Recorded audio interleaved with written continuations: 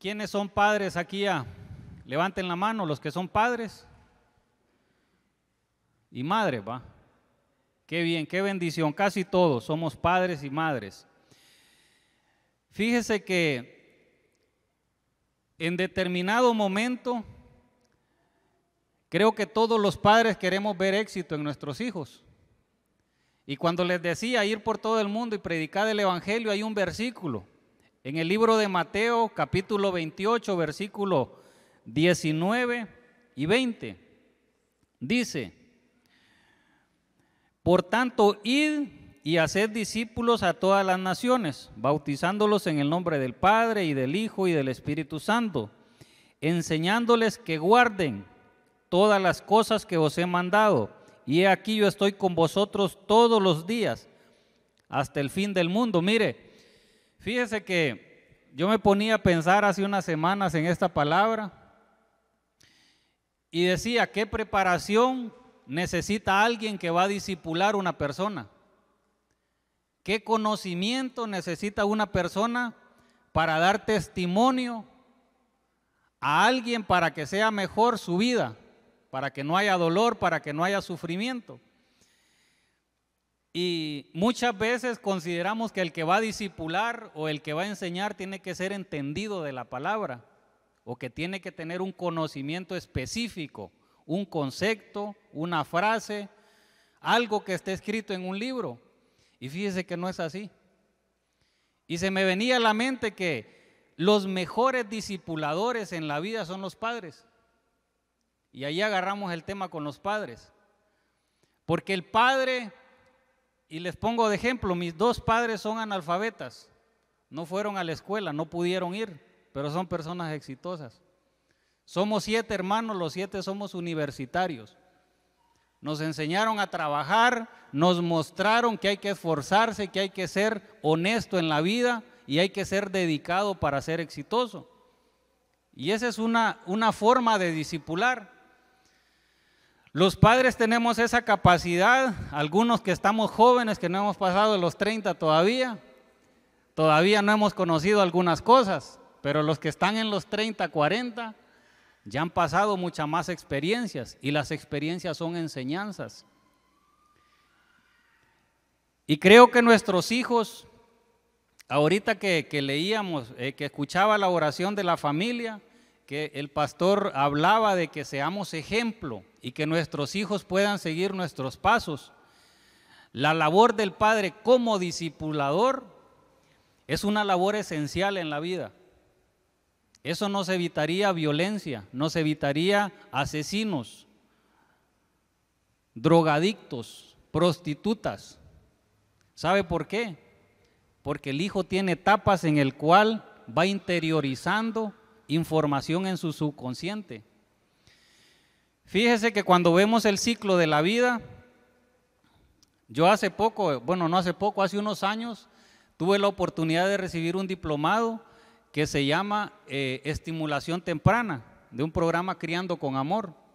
Y el programa inicia desde la concepción de un embarazo. Si un hijo es planeado, los padres lo esperan con más anhelo, con más ansias.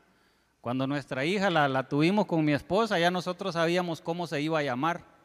Ya teníamos el nombre, incluso todas las tarjetas, todo lo teníamos con el nombre de ella, porque fue algo planificado.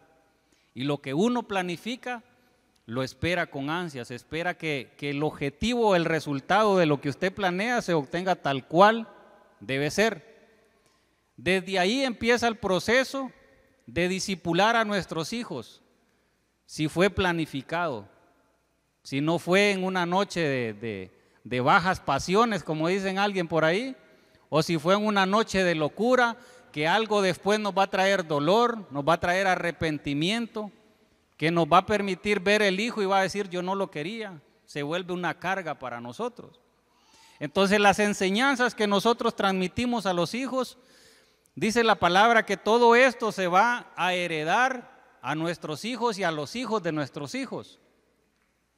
Pero los principios que Dios nos enseña son principios de amor, son principios de deseo, son principios de anhelo. Yo no me imagino, no sé, todos los que somos padres aquí, Y yo le pido a Dios nunca ver una escena donde me toque enterrar un hijo.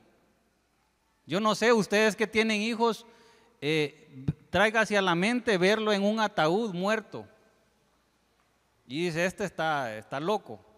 Pero realmente son las cosas que nosotros no esperamos ver. Porque toda la gente dice, no, yo quiero que mi hijo me entierre, eso es lo correcto. Pero el detalle es que los hijos aprenden de los padres. El camino que caminan los hijos es enseñado por los padres. Y es por eso que tenemos niños ahorita suicidándose. Yo vi una niña en el hospital, una niña de 11 años pariendo. Es increíble todo lo que está sucediendo. Ahora no hay respeto por los hijos. Los hijos están en un libertinaje terrible. No hay control sobre las redes sociales, pero esa es la permisibilidad de los padres. Los padres no están discipulando a los hijos.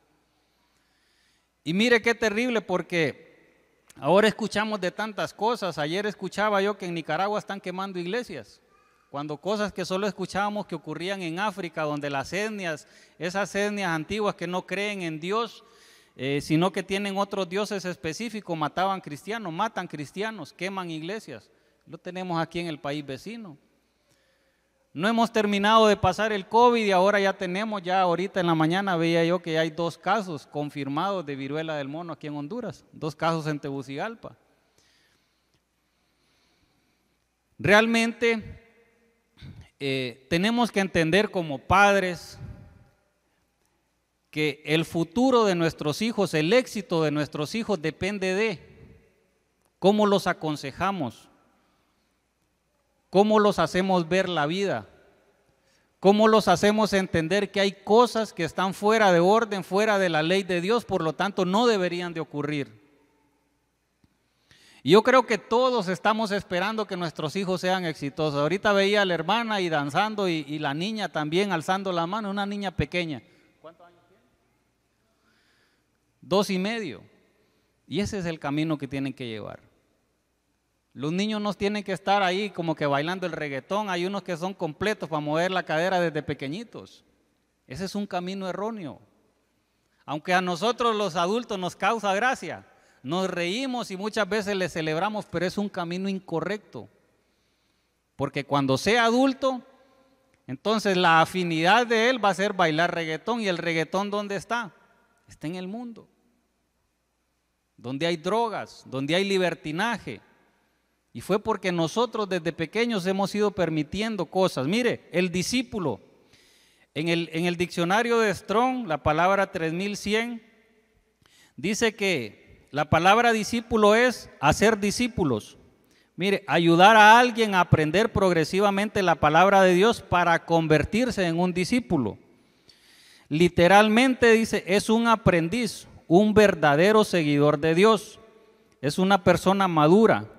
Es una persona que fue entrenada a desarrollarse en las verdades de las Escrituras y el estilo de Dios, el estilo de vida que exigen que el creyente aprenda a ser un discípulo de Cristo en su creencia y práctica. Ahora bien, volvemos a hacer la pregunta, ¿quién puede discipular? Yo perfectamente le puedo, cuando mi hija tenga la edad adecuada, perfectamente le puedo hablar de alcoholismo, porque yo anduve inmerso en el alcohol, completamente. Yo le puedo hablar de drogas, le puedo hablar de cómo los hombres usábamos estrategias para engañar mujeres y hacerlas caer en una cama. Perfectamente, porque fue lo que yo aprendí. Cuando yo conocí a Cristo, yo entendí de todo lo malo que yo hacía.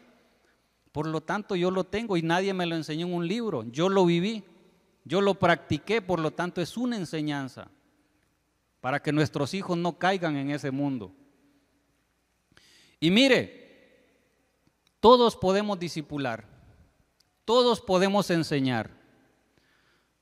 Todos podemos transmitir un conocimiento que a nuestros hijos va a servir para que no tome decisiones incorrectas en nuestra vida.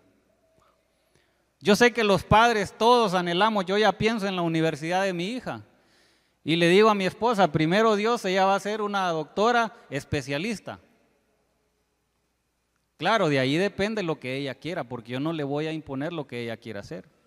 Pero el anhelo mío va a ser ese, para mi hija, porque quiero que ella sea exitosa. Pero tengo que aprender a llevarla por ese camino.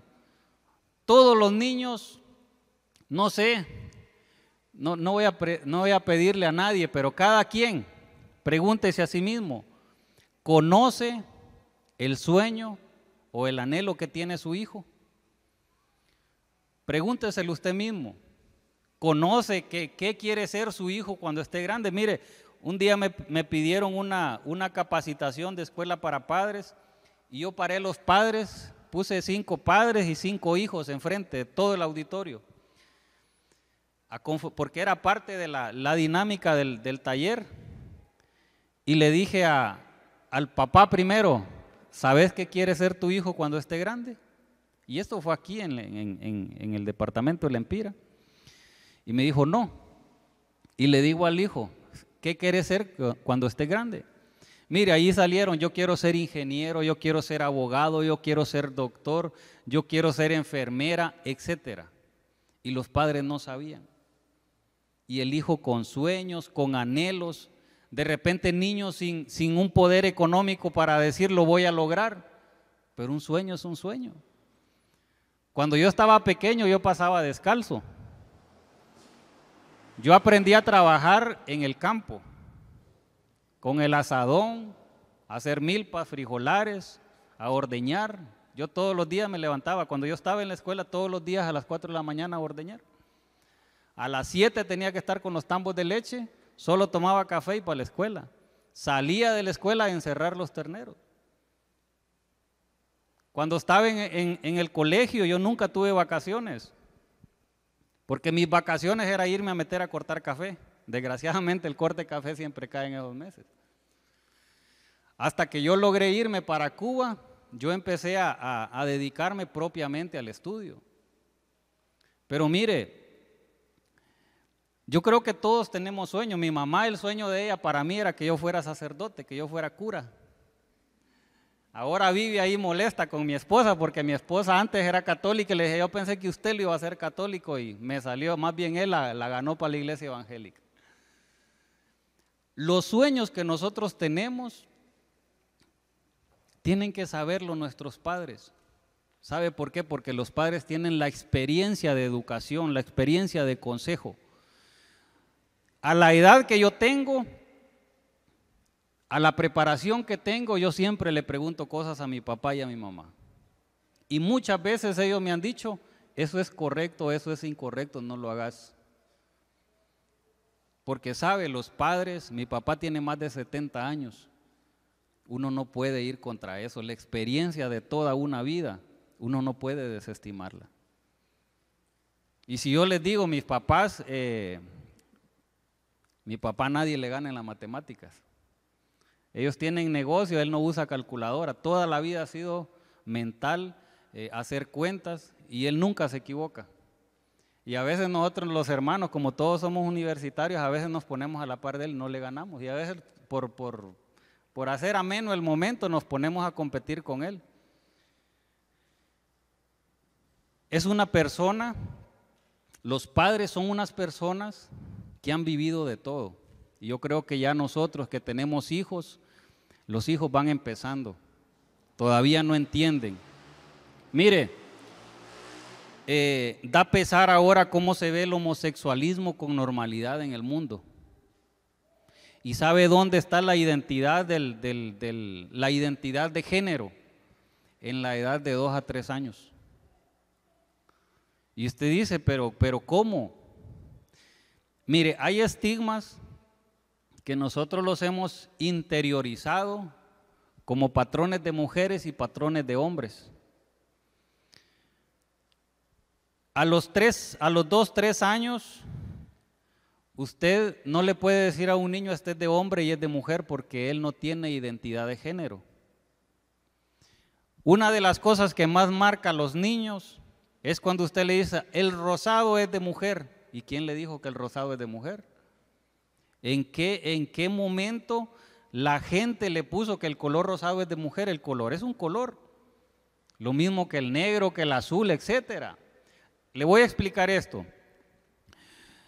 Cuando un niño tiene afinidad por un color, como me preguntan a mí, ¿cuál es tu color favorito? Todos tenemos un color favorito. Bueno, el hombre perfectamente puede tener el color rosado como un color favorito, porque no tiene estigma. Pero usted como padre le dice, no, eso es de mujer, pero a él le gusta. Entonces, esa información en el subconsciente de los niños queda grabada. No lo pone en práctica de momento porque es un niño pequeño, un niño de 3, 4 años que no va a empezar a querer maquillarse, a querer pintarse los labios. Pero esa información grabada en el cerebro, en la etapa de adolescencia, vuelve a salir. El gusto que el niño tenía por el color rosado es un color, pero los padres se lo asociaron que era de mujer.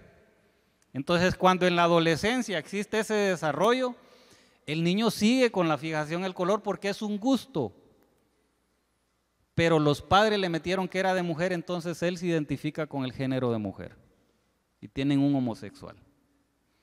Y los padres tuvieron la capacidad de cambiar esa identidad de género. Los pantalones, ¿quién dice que los pantalones son para hombre o que las faldas son solo para mujeres? Si se van para Escocia van a ver hombres con falda.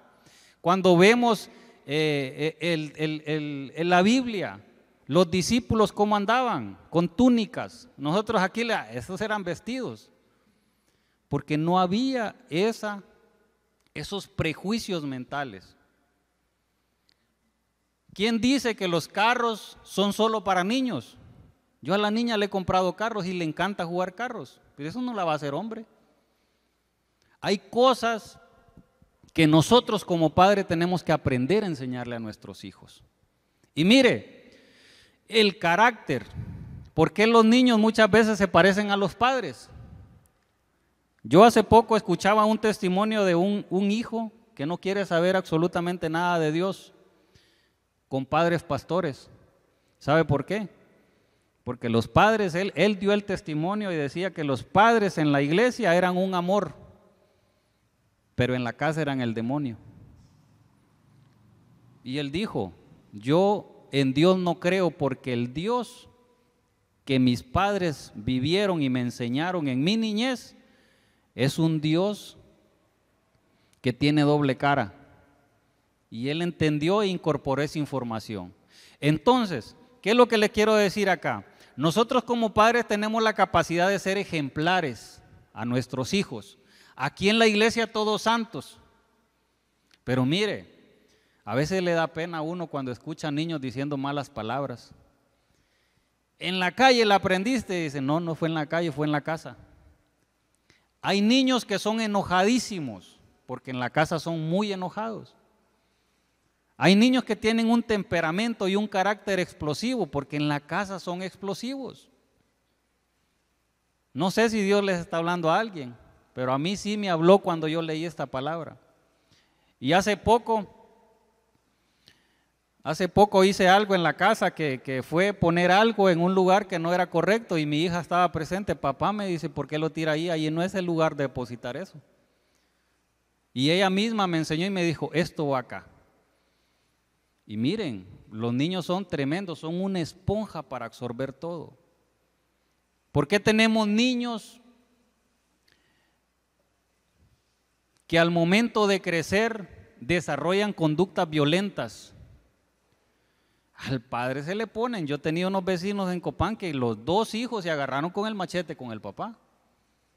Ninguno se hirió ni nada, pero se agarraron dentro de la casa, porque nosotros estábamos justamente ese fin de semana ahí. Y mire, esas actitudes, ¿de dónde se aprenden? ¿De dónde la incorporan los hijos? Y por eso es que es tan interesante, porque cuando nosotros hablamos de discipular, mire, los discípulos son aquellos que heredan caracteres, que heredan patrones de conducta, de cómo comportarse, de cómo hablar, de cómo entender la vida, de cómo reaccionar. En el libro de Proverbios, capítulo 13, versículo 22a, dice, el hombre bueno deja herencia ahí a los hijos de sus hijos, está hablando de los nietos. Y mire, ¿qué es una herencia? Dice que es una posesión, dice que es algo heredado, que es una ocupación y que es un patrimonio. Ahora bien, yo encontré un concepto muy bonito que dice que una herencia es un conjunto de bienes, derechos y obligaciones. ¿Cuáles son las promesas que Dios nos da a través de su palabra? Son muchas. Son muchas las promesas que Dios. Esos son los bienes. Son derechos. Nosotros en la vida espiritual tenemos derechos a pedir, a recibir, pero también tenemos obligaciones, y ahí entran los mandamientos y las leyes de Dios.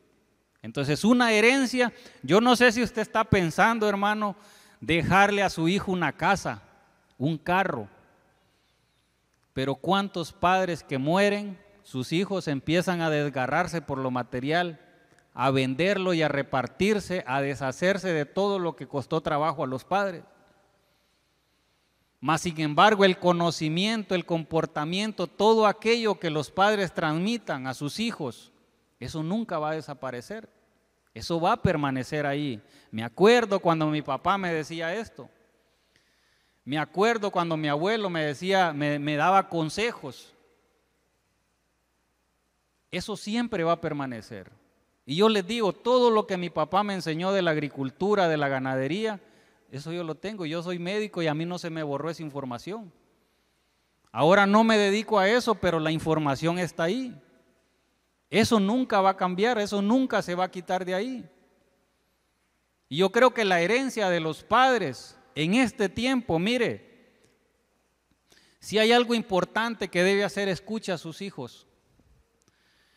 El mundo ahorita nos ha envuelto en tantos afanes, tanto trabajo, tantas cosas que hay en la vida ahorita, tanto dolor, porque al final todo nos causa dolor. Y hemos desestimado el sentarnos con nuestros hijos, compartir con ellos, entenderlos, escucharlos, saber qué problemas tienen, qué decisiones quieren tomar. Hemos perdido el tiempo de sentarnos con nuestros padres, aprovecharlos. La vida ahorita en este momento nos ha enseñado que todo es eterno, que nuestros hijos siempre van a estar, que nuestros padres siempre van a estar, y hemos dejado tiempos. Le dedicamos más tiempo a nuestro trabajo. A veces llegamos cansados de nuestros trabajos y no queremos ni siquiera que nos hablen los hijos. Yo hay veces que llego a la casa que yo solo llego, me meto al cuarto y me acuesto y ahí me quedo. Pero ahí me llega a traer mi hija. Y mire, por mucho que yo le diga a mi esposa, mire, yo vengo reventado, me toca levantarme. Porque mi hija dice, no, yo no quiero jugar con mi mamá, yo quiero jugar contigo. Porque yo cuando me voy, ella se queda dormida y regreso ya tarde. Y nosotros como padres tenemos que entender, no es culpa de ellos que nuestro trabajo sea cansado muchas veces. El mundo de los niños es juego. Mire, después de que yo recibí eso, entendí muchas cosas y gracias a Dios lo recibí antes de que naciera mi hija.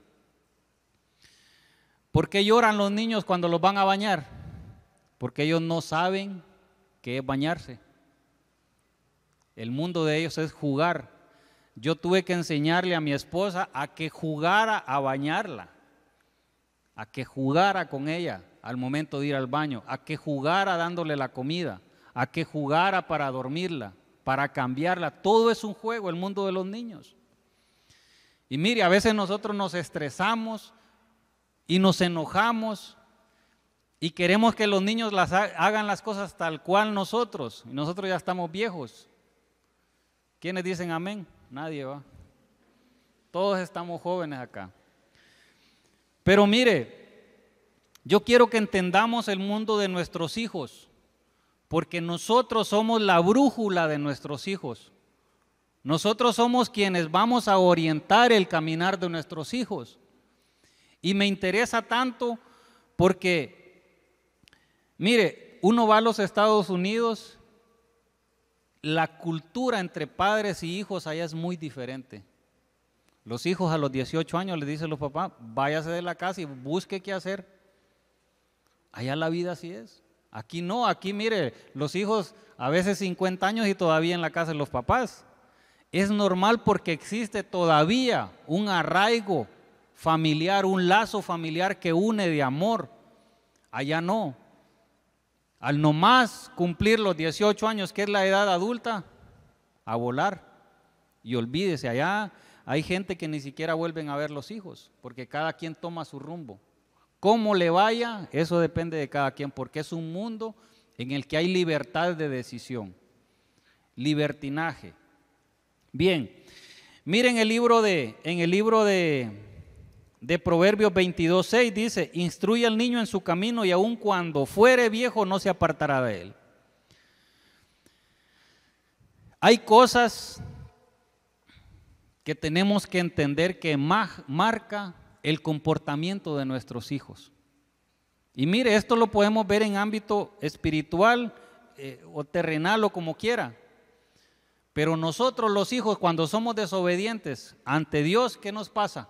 Vienen las pruebas, vienen las tribulaciones, vienen las enfermedades, vienen los desiertos. ¿Y qué hacemos?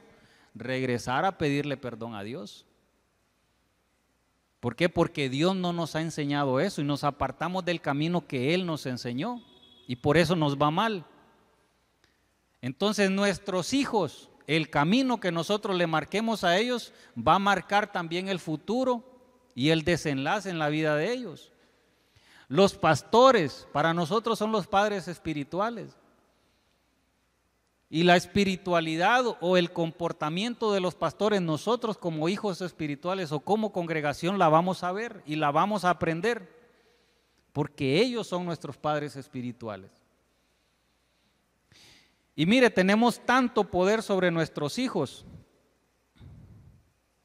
que no nos damos cuenta muchas veces de lo que estamos marcando con ellos. Hay hijos que dicen: yo no quiero saber nada de mi padre, para mí ese viejo, que se muera, que haga lo que quiera, a mí no me interesa. Hay hijos que se expresan así, porque fueron marcados con dolor, fueron marcados en su niñez, y lo que crearon en esos hijos es rencor, es odio, es amargura en su vida. No sé qué recuerdo tiene usted de sus padres. Yo de mi padre sí, tengo muchas cosas porque él era estricto también.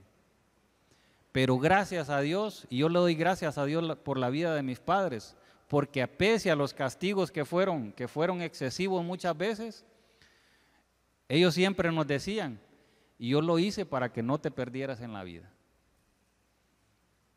Por eso eran los castigos, porque siempre que nosotros hacíamos algo mal, mire, ahí estaba el reguero de maíz y una caja de fresco. El fresco no era para tomarlo, era para ponérselo en la cabeza. 30 minutos. Pero eso nos enseñó, porque el entendido a señas, dije, el burro a leña. Ese es el dicho que usa la gente en las aldeas. Pero tenemos que aprender a ser ejemplos vivientes de nuestros hijos, a dar testimonio.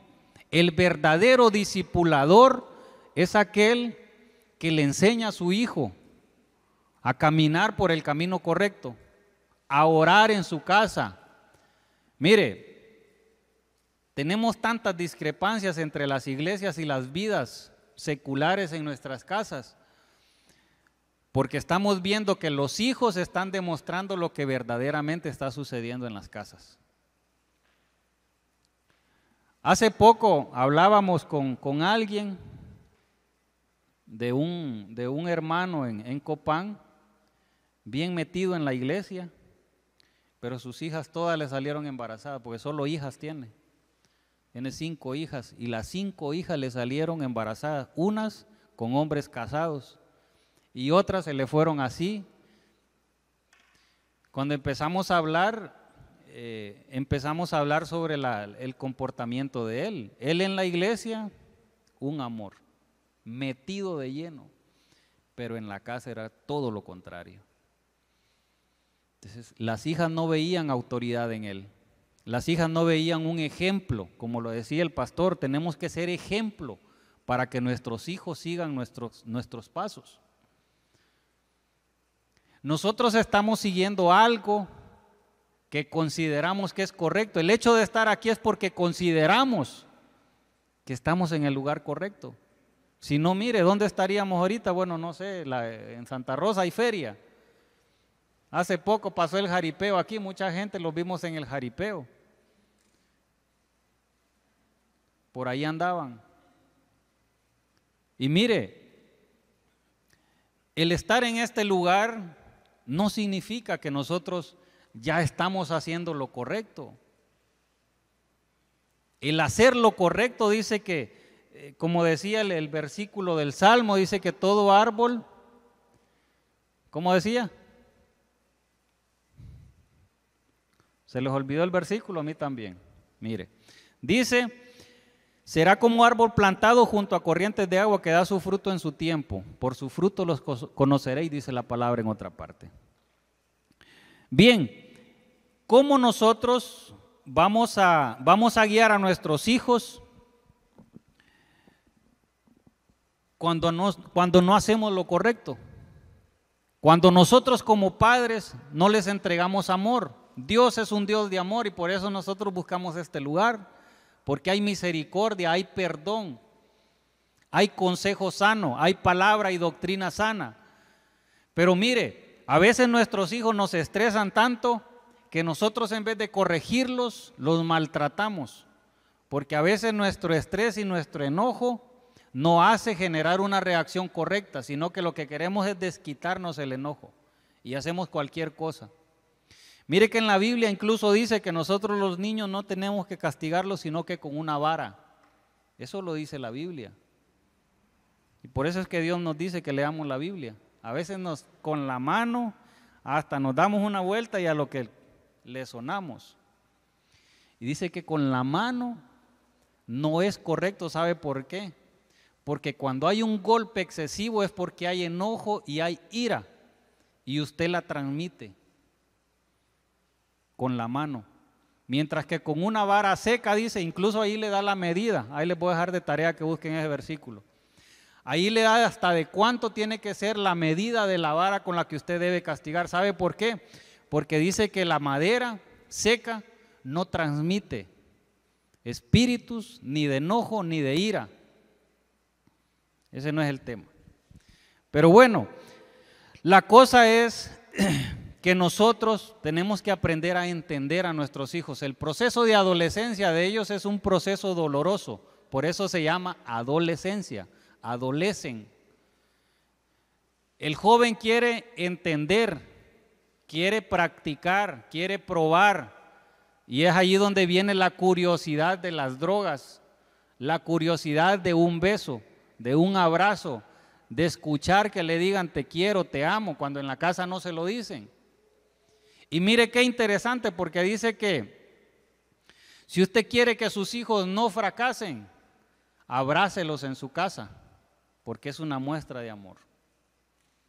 Abrace a sus hijas, porque las hijas que no sienten el abrazo de un padre o de una madre, a la primera vez que sientan un abrazo de un hombre fuera, ellas se van a sentir agradadas. Y es ahí donde vienen los embarazos en la adolescencia. Y eso es muy fácil, regalar un abrazo. Es muy fácil decirle mi amor, te amo, te quiero, te adoro, sos mi adoración, sos mi amor. Eso es fácil, pero nos da pena. Con un niño recién nacido muchas veces la gente se expresa maravillas, pero ya con un adolescente no lo hace porque le da pena. Ya con un hijo más grande, más adulto, le da pena decirle mi amor, te amo, porque cree que ya no es correcto decirlo. Y mire, nosotros como padres tenemos una gran responsabilidad, porque yo creo que todos los que somos padres, al final siempre fuimos hijos. Y como hijos nosotros queríamos ciertos comportamientos de los padres, pero ahora somos padres y nuestros hijos esperan un comportamiento de nosotros. Y esto se vuelve un círculo vicioso. Si usted quiere que sus hijos tengan un buen matrimonio, ame a su esposa, abrácela enfrente de ellos, que no le dé pena. Hay gente que le da pena abrazar o besar a su esposa o a su esposo enfrente de los hijos. Ay, no, ahí están los niños. Y los niños van entendiendo y comprendiendo que ese amor de pareja es el que ellos van a buscar en un hombre al momento de elegir una persona para casarse. Alguien que los abrace, que los bese, que los estimule. Y ese es el rol de los padres. Y mire, no busque tanto, hermano, el hecho de decir voy a buscar información. Las muestras de amor y de cariño ya son propias de nosotros porque Dios la puso en nosotros. Yo sé que es muy fácil, pero a veces nos cuesta. Y tenemos que desarrollar esa capacidad. Con mi papá nosotros nunca tuvimos ese contacto.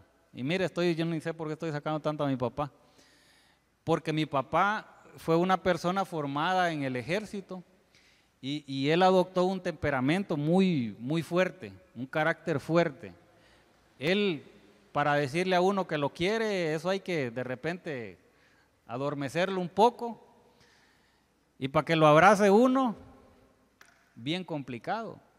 Pero mire, el entender de uno como uno también provoca, así como nosotros provocamos la gloria de Dios en nuestras vidas, así también nosotros como hijos provocamos también el amor en nuestros padres. Con nuestros padres empezamos nosotros, así, cuando empezamos a conocer de Dios, empezamos a acercarnos. Mire, yo un abrazo todavía no se lo puedo dar a mi papá. ¿Sabe por qué? Porque mi papá siempre así le hace. Pero yo sé que Él nos ama con todo su corazón. Y que ese abrazo sea así, para mí es extraordinario sentirlo, porque antes ni a eso llegábamos. Entonces nosotros también tenemos que ser provocadores de esas muestras de cariño. Y tenemos que entender que no se necesita ser preparado, tener conocimiento, saber de libros. Hay muchos libros de consejería, de cómo ser padres, de cómo lidiar con temas propios de nuestros hijos, pero el instinto paterno sabe cuándo y cómo hacer lo correcto. En el Salmo 78, versículo 4 dice: no las encubriremos a sus hijos, contando a la generación venidera las alabanzas de Jehová y su potencia, y las maravillas que hizo. ¿Cuánto tiempo nosotros nos dedicamos a hablar con nuestros hijos sobre la palabra? ¿Cuánto tiempo nosotros en nuestras casas les decimos a nuestros hijos, vamos a orar por los alimentos, vamos a orar por X situación? Mire, mi hija ahí vive diciendo que Dios la ama. Y ella misma empezó con esa frase: no, es que Dios me ama, es que Dios me ama. Y nosotros ahí tenemos la costumbre en la casa, en la televisión le ponemos los videos de alabanzas y ella se pone a danzar a su forma. Pero yo no le puedo decir, eso está malo, eso está incorrecto, hágalo así. No, es su etapa. Ella está jugando, pero se está creciendo en un camino en el cual para ella va a ser favorable a futuro. Y esa es la mejor alegría. Mire, deje de escuchar rancheras. Yo no sé si le gusta Paquita, la del barrio, pero eso no es bueno.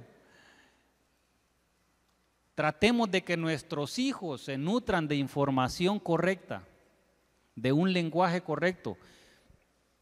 Hay personas que dicen, no, pero es que ya no cambia. Mentira.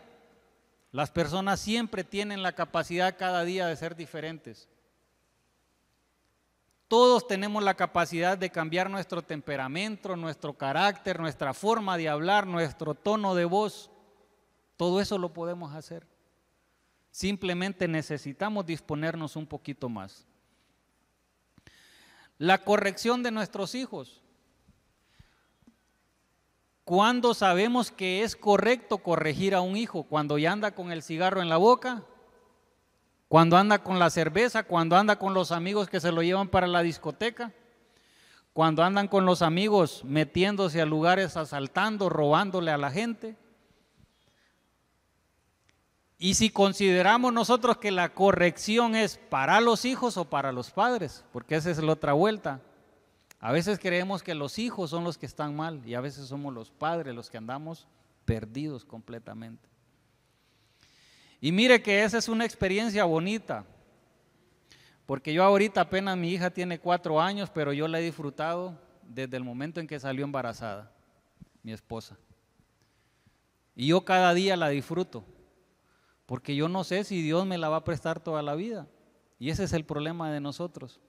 Creemos que nuestros hijos van a tener que enterrarnos, pero ¿cuántos padres están enterrando a sus hijos? ¿Cuántos hijos están muriendo? Mire, a mí me partió el corazón esa niña que mataron aquí en Lepaera. Y yo siempre paso todos los días pidiéndole a Dios, ¿saben por qué? Porque hasta el momento no se ha hecho justicia. Y no es que me interese a mí que se haga justicia, pero ¿sabe qué? La persona que hizo eso de repente está aquí en el municipio todavía. Y yo tengo una niña pequeña. Y todos tenemos hijos. Y yo no sé si se ha puesto a pensar en ese detalle. Aquí hay gente que matan y los asesinos ahí andan. Y yo no quiero que mis hijos ni mi hija vayan a terminar en una situación como tal. Entonces, por eso a los hijos hay que enseñarles qué deben hacer, qué no deben hacer, dónde deben andar, con quién deben de juntarse. Eso, mire hermano, y perdóneme, y no es que uno sea selectivo, pero uno hay que aprender con quién se junta su hijo. Los niños juegan con todo, sí, pero mire, hay niños que son mal hablados y eso lo absorben los niños. Entonces uno tiene que aprender a ser selectivo, no por cuestiones ni sociales, ni económicas, etcétera, no. Por eso mi hija cuando vaya a escuela dominical, yo con toda confianza ni siquiera pendiente de ella, porque yo sé dónde está. Y sé que ahí no le están enseñando nada malo, que ahí los niños que están aprendiendo y están compartiendo la palabra de Dios. Pero tenemos que entender y aprender que hasta la compañía de nuestros hijos tenemos que aprender a seleccionarla. Mire, puede ser muy amigo de una persona, pero si el otro niño empieza ahí con vulgaridades, con malas palabras, con malos comportamientos, no es una buena compañía. Porque al final lo va a aprender él y lo va a hacer.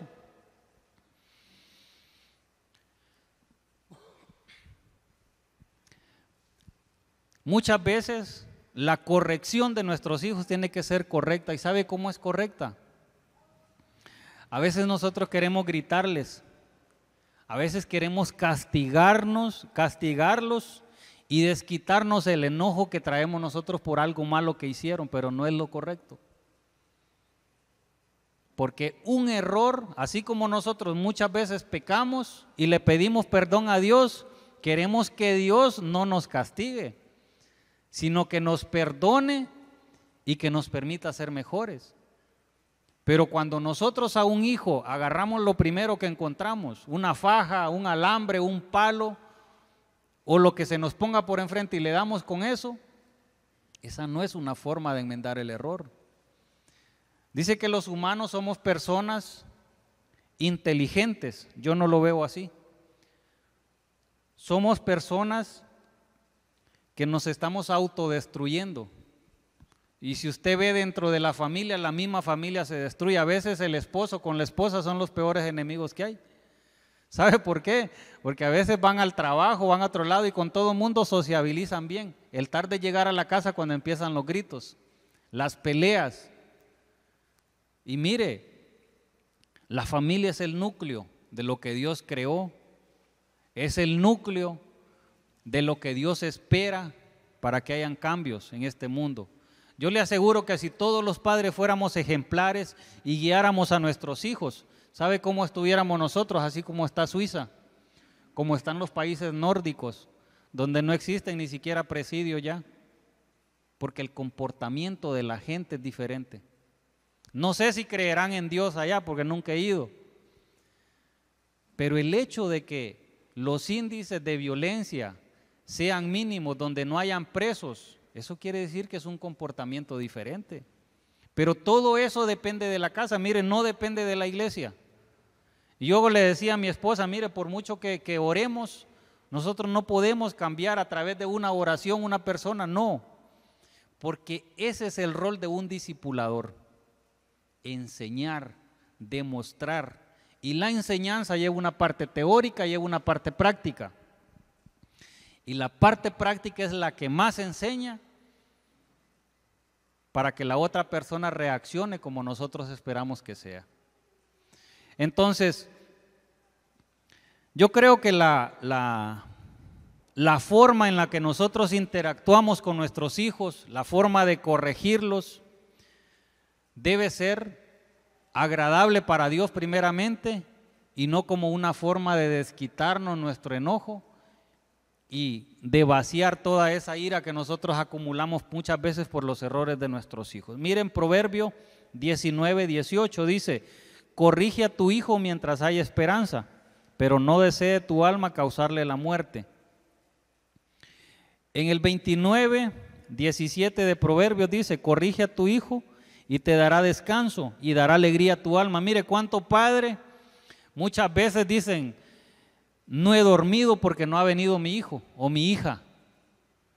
Eso es doloroso, cuando los padres le dan la libertad a los hijos para que se vayan a una discoteca o para que se vayan a quedar donde una amiga, que amiga a veces se convierte en amigo.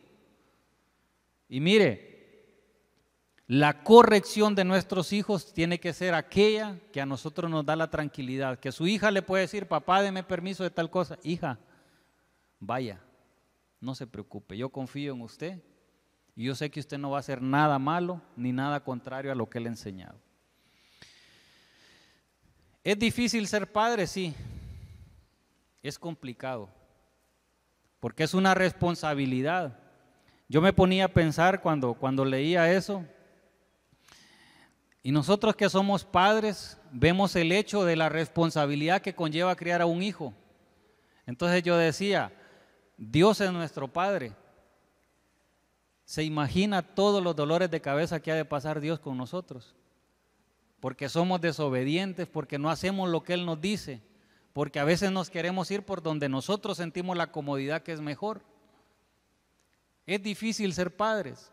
Sí, es difícil, pero yo creo que nosotros que estamos en este caminar hemos entendido que hay cosas que tenemos que irlas cambiando.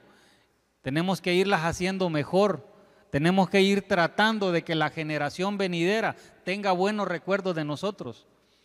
Yo quiero que cuando mi hija esté viejita y que yo ya esté con mi Padre Celestial, ella diga: me acuerdo de mi papá cuando estaba niña, que jugaba conmigo, que me andaba cargando en la espalda, que hacía esto, que hacía lo otro. Qué bonito, porque es lo que yo estoy tratando de cimentar en mi generación. Yo no sé si todos nos estamos preocupando por eso. Yo no sé si usted anhela y le pide a Dios que sus hijos sean quien lo entierren, pero yo le voy a decir: el futuro de sus hijos está en sus manos. Mire, ahora hay tanto revuelo con el cáncer, y ¿sabe el cáncer de dónde depende? De los estilos de vida de las personas. En medicina se nos enseña que todos tenemos células cancerígenas, pero son células inactivas, células que están ahí dormidas, por decirlo así. ¿Y cuál es la incidencia de los padres en los hijos? Muchas veces los hijos dicen que se parecen a los padres. El padre es gordo, el hijo es gordo. Una mala alimentación. ¿Y por qué le hablo de eso? Porque en el intestino se encuentra el mayor porcentaje de la inmunidad de nosotros, de las defensas de nosotros como personas. Y cuando nosotros alimentamos mal a nuestros hijos, los estamos dañando, los estamos predisponiendo a que sean obesos, a que sean hipertensos, a que sean diabéticos, a que sufran de enfermedades, a que sufran de cáncer, problemas intestinales, problemas gástricos, etc. Y está en nuestras manos como padre. Y nosotros muchas veces a los niños los marcamos por una mala alimentación con enfermedades que desarrollan por nuestra misma culpa. Y después nosotros queremos que no estén enfermos, queremos que se sanen, queremos que se curen, y muchas veces fue nuestra mano. Esta mañana yo quiero que se ponga de pie, pónganse de pie, páselo, los de alabanza si pueden pasar. Yo quiero que en esta mañana meditemos sobre el legado y la herencia que nosotros estamos dejando a nuestros hijos. si es un legado de amor, si es un legado que ellos lo van a imitar o lo van a desechar en su vida, si va a ser algo que les va a servir para ser buenas personas, personas de bien en la vida, o si van a ser personas frustradas, personas con amargura, personas llenas de odio, personas que en su momento van a reprochar todo lo que sus padres les enseñaron, o si van a ser padres que verdaderamente van a crecer hijos ejemplares, hijos que sean temerosos de Dios, hijos que realmente busquen hacer el bien, buscar el favor de Dios.